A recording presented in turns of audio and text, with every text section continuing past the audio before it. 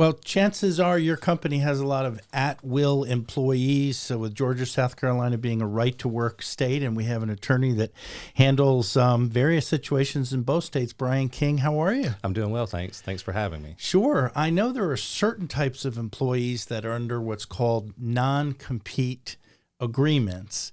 That's right. Before we get started on the enforceability, what types of employees have you come across that are being asked to sign this? Well, sales employees, because they've got a lot of contact with your customers, and so if you don't want them leaving your employment and going to work with someone else and taking those customers with them. So, Sure. So sales employees is probably the number one.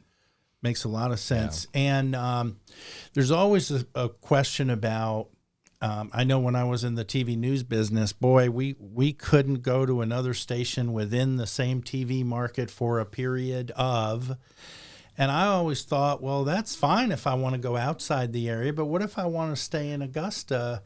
What seems to be the right term that is fair?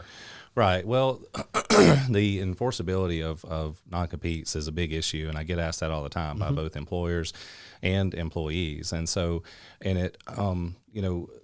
traditionally in Georgia, the non-compete agreements weren't enforceable to the same extent that they are now.